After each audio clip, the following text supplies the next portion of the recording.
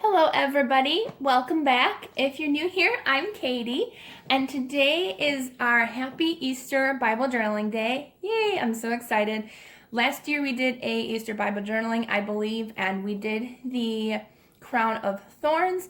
So today we're not going to do the same thing. We're going to be doing some Bible Journaling in Matthew chapter 28, and I'm going to be using some watercolors and my Tombow Fudenosuke brush pen, as well as some fun, cute die cut stickers. So that's what we'll be using today, as well as, of course, paintbrushes. But if you don't have what I use, you can always use whatever you have. So if you have colored pencils, whatever you want, go ahead and use it. Because I know that times are tough, and whatever you have on hand, just use it and have fun with it and just get inspiration from this page. So today we're going to be going in Matthew chapter 28 verses 5 through 7, I believe. But before we get started, let's go ahead and say a quick prayer. Dear Lord, thank you for bringing us together today.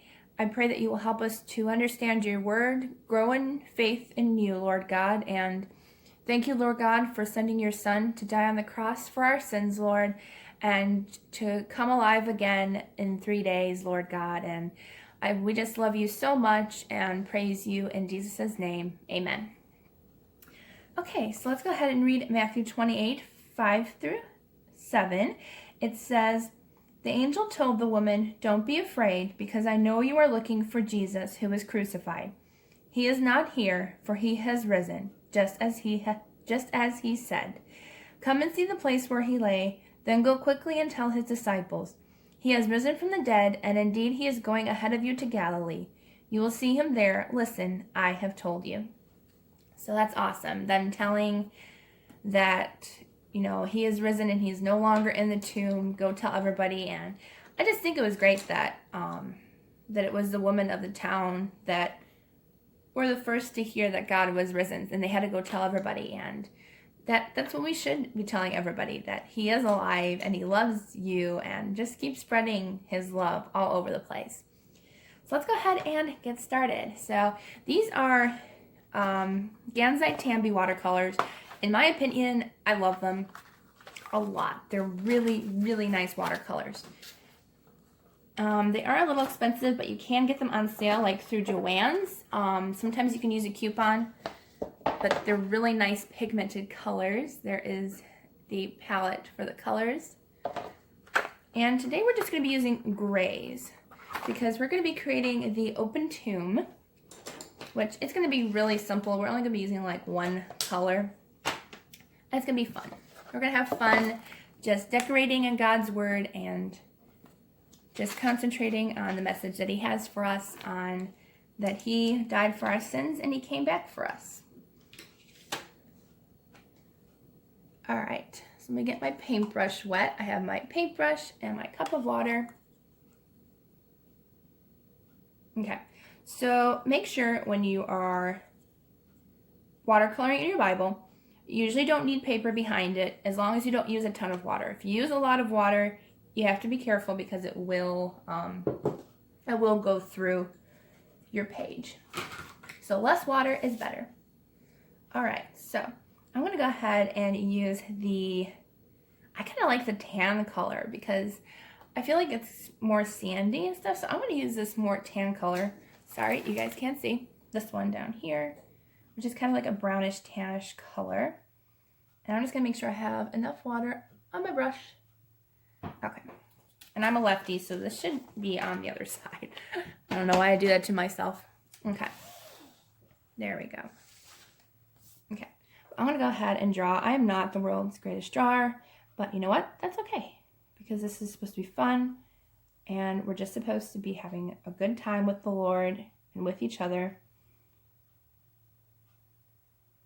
So let's see. I'm going to go ahead and just do a lighter color on the inside, because I'm going to try to draw like a little stone place area in there, or at least try. All right. Just do a light color on the inside. what I like about watercolors is the lighter you use first, you can always layer more color on top. You just can't take it away.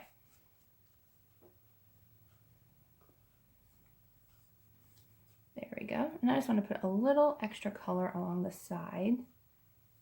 So it kind of looks like the opening.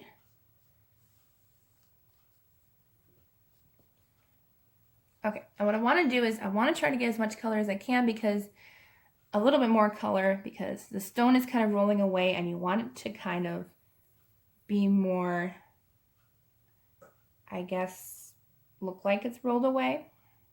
It will become darker. I just want to do an outline first, so I know that it's almost circular, or as close as I can get. Circles are not my forte. But if you're not good at circles, you can always use a, they make tracers out there, or stencils. That's what I meant, stencils. That you can create to create circles, which is probably better. I should have grabbed mine, but my circle's not too bad today. Okay. So we got our circle, and we don't want it too much darker than the entrance, because it is supposed to match. Well, it might not match. We don't know what it looked like back in the day. But we just want it just a little bit darker. That way it looks like a stone rolled away instead of like half a stone or something. So I'm just going to go ahead and do a little bit darker. And it's okay if you go over the words, because watercolors, as long as you're light with them, you can still read behind them.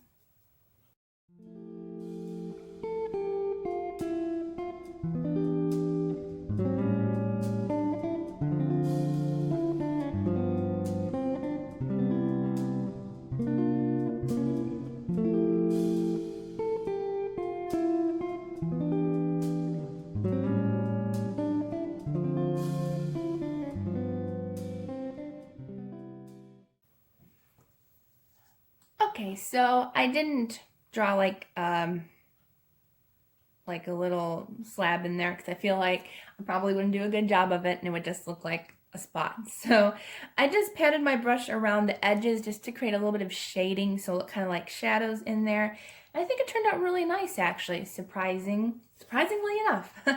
So we're gonna go ahead and use some of the fun die cut stickers. Now, I did want to mention that I don't have a link for these. I have tried in the past and I just can't find them for some reason. But I did purchase these at Hobby Lobby. They're in the sticker section. They're called die cut stickers. I think the ladies are going to be too big, so I think we're just going to use the pretty flowers today. Alright, so let's go ahead and use some of these pretty flowers, because I feel like Easter just calls for really pretty flowers. So let's see what we have here. I like these personally, these really pretty ones. Let's see what else we have. Ooh, purple. And you can cut these down so they don't cover up the words. So you can like figure out where you want to put them, and then you can just cut them down.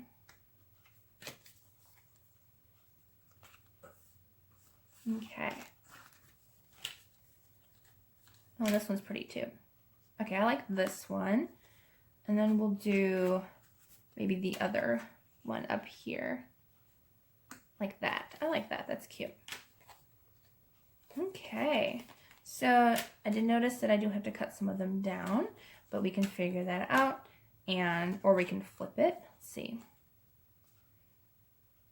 Okay, so what I'm going to do is I'm going to do it, let's see. Okay, I'll move this out of the way.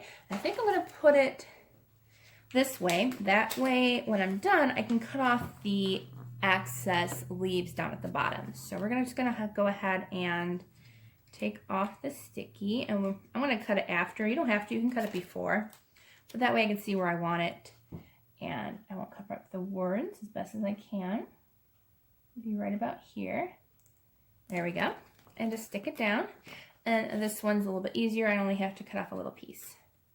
But I love the flowers. I think they're really pretty, and just kind of like when winter's over, you know, and the winter, you know, kind of kills off all of our plants and trees and everything, and then spring comes and it just renews everything and everything becomes alive again. So it's kind of what the flowers are going to represent today. They're going to represent God's awesome power and awesome how he comes back to life, just like flowers do. Flowers are another fun example of how much he loves us and how he came back from the dead for us. So I want to just put "He is risen" up here, and then I will cut off the excess. I should have waited. My thing's still a little wet, but it should be okay. All right, so I'm going to put up here "He is risen."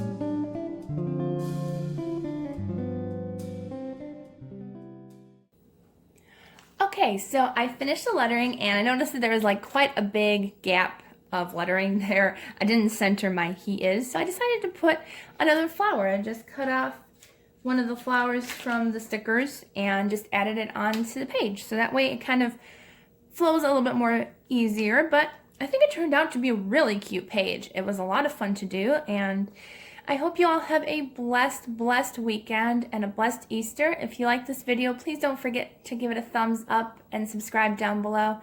I hope you all have a blessed weekend and a happy Easter with family and friends and with the Lord.